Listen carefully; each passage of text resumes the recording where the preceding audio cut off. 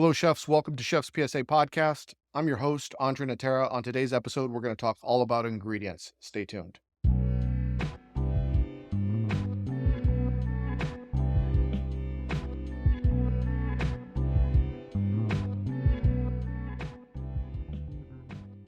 So before we get into it, here's a brief update on some things that I was up to last week. I did an event. It was called Supper Club. We did it part of the Texas Food and Wine Alliance. We were out on the field. Everyone was cooking. I was not one of the featured chefs, but I kind of showed up anyway to hang out with some chef friends who were the featured chefs and lend a hand in the kitchen. Anyway, it was a good turnout. You had Chef Graham Little, Jacob Chischin. He's the chef of Garrison inside the Fairmont Austin. We had Bertie Richter from the Emmer and Rye group. In this case, he was on the meat course. Michael Fodager, great chef here in Austin from Olame Restaurant. And Laura Sawicki from Oseo here in Austin was on dessert. Anyway, everyone got together. It was a great event. Part of the Texas Food and Wine Alliance Wine and Dine series. It was a good event to kick off. And these events are fun. So I know I've talked about this before, that if you have an opportunity to go to events, you should. Sometimes the price that you pay is that you got to clean up the mess. But nonetheless, they're great events. We had some volunteer students from the Escoffier Culinary School here, so I was working with some of them. I got to chat with them. I enjoyed it. So maybe they're watching right now. I had fun. Good to meet you all. Anyway, we digress. Next weekend, I will be in Dallas at Jose Restaurant cooking with several other chefs. Anastasia Quinones is the host at Jose Restaurant. Rick Lopez from La Condesa here in Austin, Texas. Philip Spear from Commodore. Myself from Chef's PSA, retired. Getting together to do another supper club. Go get tickets if you happen to be in Dallas. Reach out if you want to do a cigar Sunday from Dallas. It'd be fun to meet up with some of the Dallas chef community while we're out there. Finally finished with all the books. So all the books are available in all formats, including audiobook. Well, not exactly. The audiobooks are done. They're in the approval process, so that it should get approved any day now. Typically, it takes 10 business days.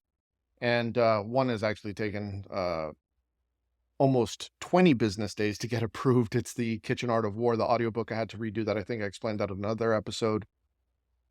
But the Bad Sue Good Chef audiobook will also be available here in the next few days. I'll make sure I announce it on Chef's PSA social channels.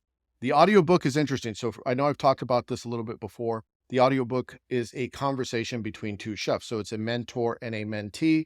And it's basically to answer all the questions surrounding all the fears that a chef would have when they become a sous chef. So if you're moving from culinarian cook to sous chef, you probably have a lot of things going through your mind. Like, what are my friends going to think of me? How do I hold people accountable? How do I become a great chef?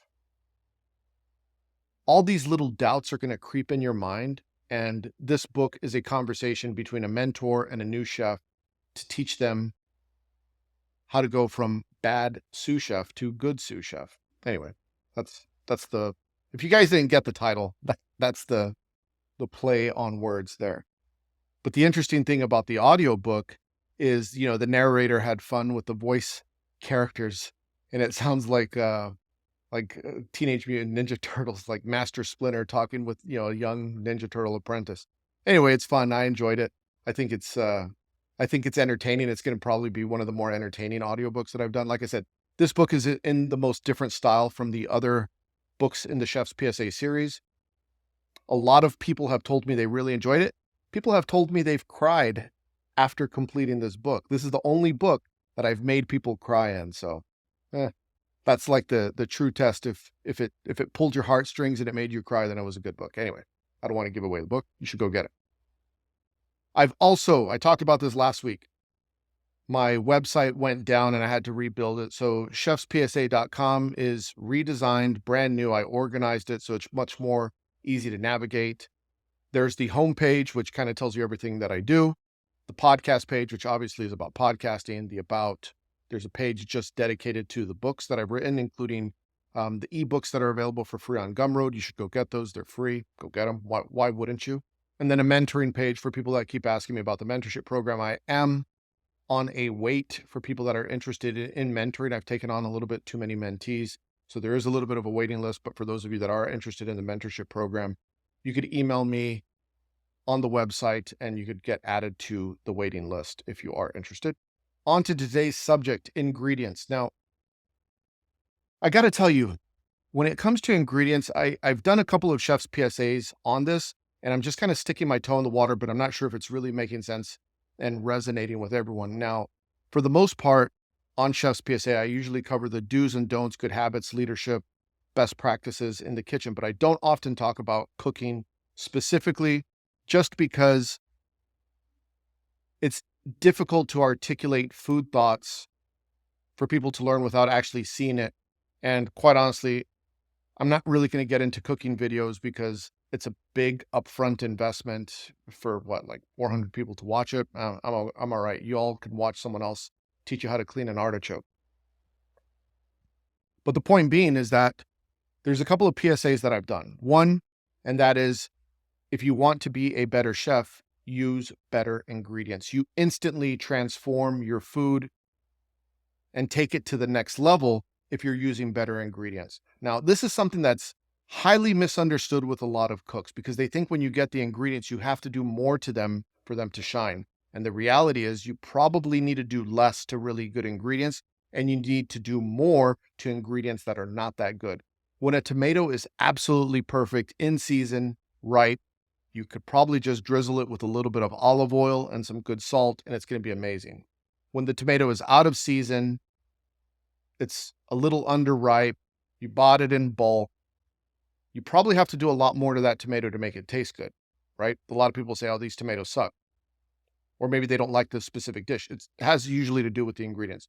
Good ingredients, you don't have to do much to.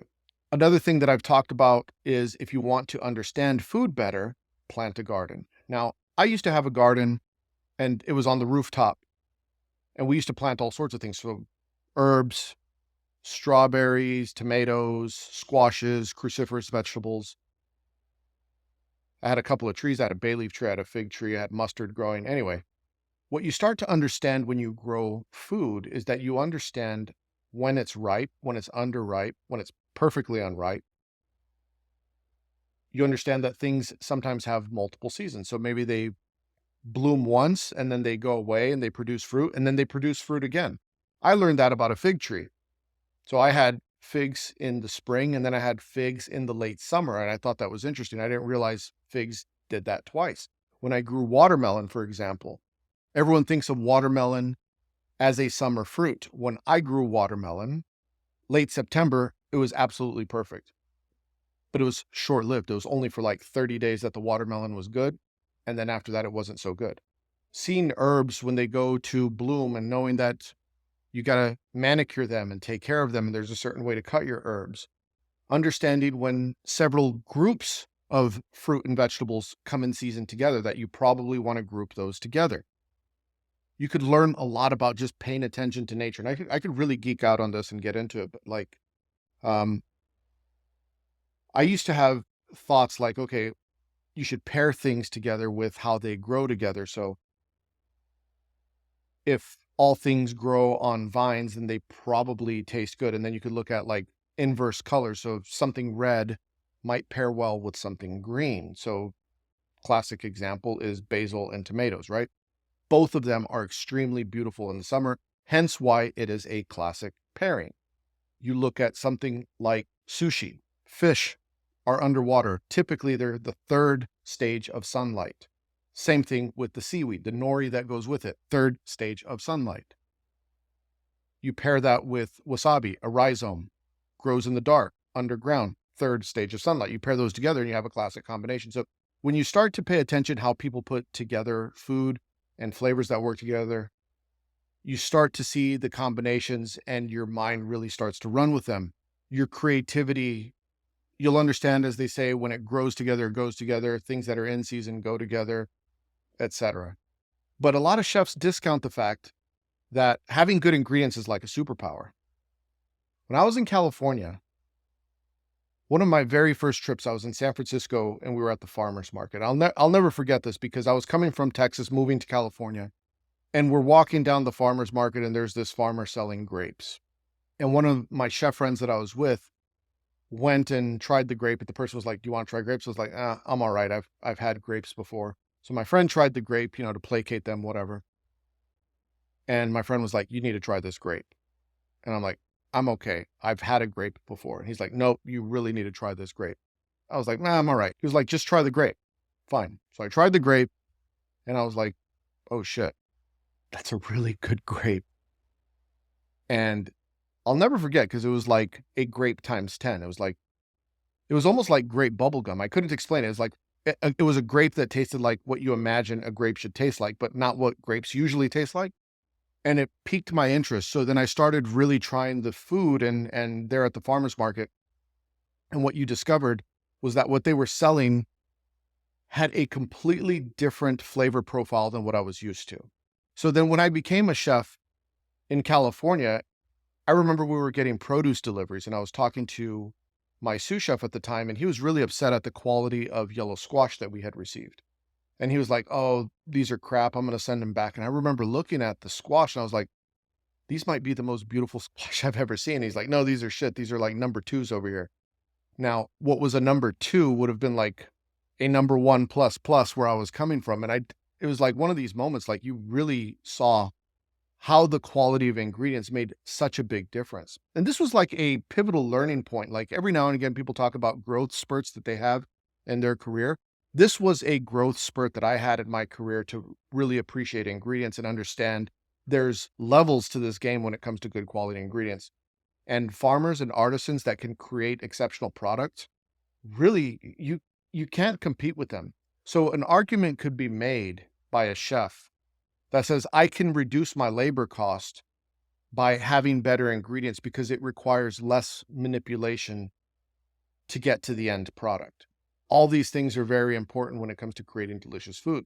When I would think about growth spurts that I've had as a chef, I could think about different ingredients that have given me challenges or have challenged me as a chef. And early on, when you're first learning how to cook and you're in culinary school or you get your first couple of restaurant jobs, it's a lot of the same repetition. It's potatoes, it's tomatoes, onions, garlic, shallots, and you get really good at working with these vegetables and fruits. Then all of a sudden you get introduced, like I said, you kind of level up and you get introduced to new things. So maybe these are mushrooms. And when I first started working with shiitake mushrooms, I had never worked with shiitake mushrooms before. I was a green cook, so I would cook them. And I ate one and I was like, this is fucking disgusting. I didn't like it. It was like so chewy and woody and dense. And then someone came up to me like, you got to remove the stem. You don't eat the stem on the shiitake mushrooms. I didn't know that. All of a sudden, understanding that you can't treat a shiitake mushroom like every other mushroom, I needed to remove the stem because it didn't taste good. I could have had another use for it, but not how we were serving it at that time. When I first worked with fava beans, fresh fava beans, I had never worked with fava beans before. And I remember I peeled them the first, out of the husk. And the person next to me kind of cracked a joke because I didn't know what I was doing with fava beans. I didn't realize you had to peel them a second time because I thought they were good to go. And again, like I said, you're leveling up in complexity when you start introducing different ingredients to your skill set. Knowing how to work with fava beans, you got to shuck them once, and then you have to shuck them again. Now, a lot of people will tell you there's a lot of different ways. Maybe you blanch them prior, maybe you don't blanch them prior. Doesn't matter. That's your choice. Individual kitchens are going to have different opinions on it. But in my case, where I was the chef, we would blanch them and then shuck them the second time. And then it's these things that are important. Like when you're creating, if you're doing big pot blanching, as they say, the water needs to be salty and it should taste like the ocean. Well, how do you know that? Well, you taste the water, right? You taste the water and you make sure it tastes like the ocean. A lot of people would say to me, well, how do you know when the water is salty enough? I said, well, did you taste your pasta water? Did you taste your blanching water? No, I didn't. Well, then how do you know if it's salty enough? It's part of a chef's understanding of things to taste everything. When you go down the line, you taste everything, but that includes the pasta water when you're setting it up for cooking pasta, blanching green vegetables, whatever the case may be. I'll never forget when I first was introduced to artichokes. There's this video right now going around Instagram where this guy is like with a knife cleaning an artichoke, like, I don't know, like in 20 seconds or whatever. And then he gets a spoon and then he carves out the choke. And like, how fucking sharp is that spoon?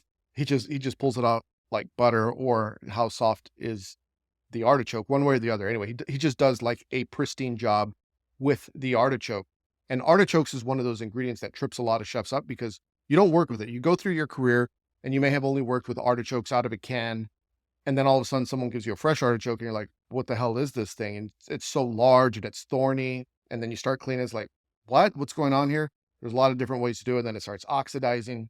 When I used to do cooking interviews for executive chefs or any position really in the kitchen, I'd always give them an artichoke. So I'd give them a couple of different things, a whole chicken, a whole lobster, a whole fish, and a whole artichoke. I'd say, you do whatever you want. I just want to see you fabricate these and then use them in a dish.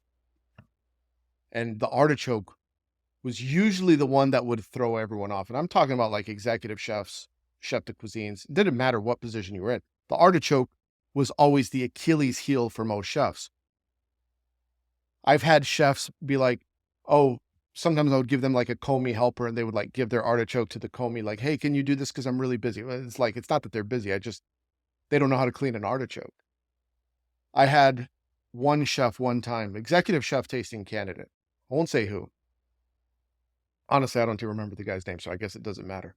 But he was interviewing for an executive chef position and I was hiring him and I gave him the artichoke and as he cleaned it, when he was done with his dish, inside the artichoke is what they call the choke, and they're very thorny thistles. And he garnished his dish with the choke. And I just remember asking him, like, have you ever eaten that? And he's like, no, I just thought it looked pretty. I was like, well, there's a reason it's called an artichoke, right? He didn't know. He had never worked with an artichoke. So it's one of those things. You have to expose yourself to many ingredients so you could learn these little lessons and the little nuance that goes with cooking different ingredients. We're talking about mushrooms, and I did a chef's PSA on this, I don't know, 2 days ago, about cleaning the grit out of your morel mushrooms. Now, when I first worked with morels, I'd never worked with them. We got the dried kind, so we had to rehydrate them in warm water, and then we'd strain the water and turn that into like a mushroom stock or something like that. But then eventually you graduate to the fresh morels, and you don't know, like sometimes there's little creatures living in those things and you got to soak them to pull them out. So the way I would do it is I would soak my morels in a couple of changes of clean water and you lift them out gently so all the grit and sand kind of stays on the bottom until the water is clean. After about 3 changes, then I would lay them out on a small tray with like either serviette or some towels so they dry, and then we'd use them from there. Someone commented on Chef's PSA, so I apologize. I don't remember who commented, so this is for you. They said to put a couple of drops of vinegar in the water when you're soaking morels, and what were my thoughts on that? I said, I've never done it, so I don't know what would happen. It sounds like, in theory, that would help with the cleaning of the morels, but I really don't know. But understanding when you're working with different ingredients, so like morels or like truffles, like people that don't know this, if you don't work with truffles, what's the number one rule when the truffle person comes in? You weigh the fucking truffles. If you bought a pound of truffles, when the truffle guy shows up, you pull out a scale and you make sure that you have a pound of truffles. Like, that is truffle 101. And then you check them, you make sure that they're not slimy. I've had vendors come in and try and pawn off slimy truffles. But if you don't know what you're looking for, you're going to end up with a bad product. So understanding and having experience with a variety of ingredients is very important. Like they say, when you slice a truffle in half, it should almost look like Wagyu, right? With all the striations of white throughout the truffle. That's usually the indicator of a good truffle. Or like matsutake mushrooms. Anyway, we could get into the creatures that are living in matsutakis or tuna or whatever. But understanding how to inspect food when it comes in is important. And sometimes it's just the littlest thing. A big mistake that I think is pretty common that I notice in a lot of new cooks is just that they don't know, right? Maybe because they haven't eaten the item or they just haven't worked a lot with an item, but like the little adductor muscle that's attached to the scallop, knowing that you should remove that before you cook the scallop. A lot of people don't do that, usually because they don't know. Prosciutto is another one, to remove the hard skin before you slice it, or salami, and you got to peel it sometimes. A lot of people just serve that prosciutto with the exterior skin on it. It's like, you can't eat that. Someone's going to choke. But again, these are things that when you're inexperienced with food until you start exposing yourself to a multitude of ingredients you just may not know. In addition to transforming the ingredient to refine them to a level where they become more beautiful. That's really what is a big secret of fine dining. It's that they refine something to the point of perfection and excellence, or at least close to it, right? To the idea of perfection. It's peeling tomatoes, the little cherry tomatoes, making sure that they're the perfect tomato and then removing the skins to make sure that they're easier to chew through or easier to digest. That's a level of refinement that you see in high-end restaurants. It adds a different texture to a tomato dish if they're peeled versus unpeeled. And then you have to question, how are you going to peel them? Are you going to blanch them first, concassé style? Or do you peel them from raw? Much more difficult, but leads to a better texture. So food for thought, things that you have to consider when you're creating dishes. More labor intensive, better end product. Then there's the considerations of extending shelf life. So you could compress things. So I used to compress microgreens often, so in ice water so they could hold longer. A lot of people will just put microgreens or garnishing herbs in ice water so they crisp up. It's a great tactic. But you could also, if you have a cryovac machine, you could compress those so they last longer. But then you could even go further. Maybe you could compress lettuces. Maybe you're doing garnishes with hearts of romaine. You could compress your cucumbers in ice water and it completely changes the look of them. There's also compression without ice water, and maybe you're infusing flavors. So maybe you're adding a little bit of a brine or a marinade or something to something that might not be as good. Sometimes your peaches aren't so great, so you might need to infuse a little simple syrup and compress them to make them better. Peaches are one of those, like, it could be peach season and the peaches are shit, especially in Texas. Speaking of peaches, again, I was talking with someone the other day. It's like they had no idea that the stone inside the peach, you crack that open, there's like a little almond. I don't know what it's technically called, but there's like a little almond inside the peach pit. And that is like the that's like the cyanide, the B17 amygdalin flavor. What they usually have for almond extract flavor that usually comes from peaches. So, but it's like, it looks just like an almond. Careful, don't go out and eat that because it is poisonous. So that's my warning. Do not eat that. But it's, again, just exploring food to its fullest potential. And after you've worked with different types of ingredients and you understand produce, you could learn so much from produce. And you have your cooking methods and you have a firm understanding of different ingredients and how to manipulate those ingredients. That's really where high-level cooking comes in. It's not always about just adding everything to a pan with some oil and tossing it and putting it on a plate. Sometimes there's a level of refinement that comes into preparation. Anyway, this was a food episode. Hopefully you could take away some good tips, or at least maybe I piqued your interest in exploring food and different ingredients to learn from. Maybe you haven't worked with an artichoke, go work with artichokes. It's on the Culinary Decathlon. Anyway. That's it for today. If you want to support the show, if you're watching on YouTube, make sure you leave a thumbs up. Subscribe to my YouTube page. Someone asked me to put up a video on my morning routine. So that is now live only on YouTube. I'm not going to do a podcast on it. It has really nothing to do with chef stuff. But for those of you curious, I did put that up on my YouTube page. Go follow on all social accounts, TikTok, Twitter, Instagram. Make sure you leave 5 stars. And if you want some of the books, go to chefspsa.com, newly revamped, looks good. I built the site myself, by the way. I mean, people's might want to hire me to be their web designer pretty soon. Anyway, thank you very much. See you next week. Hit the porno music.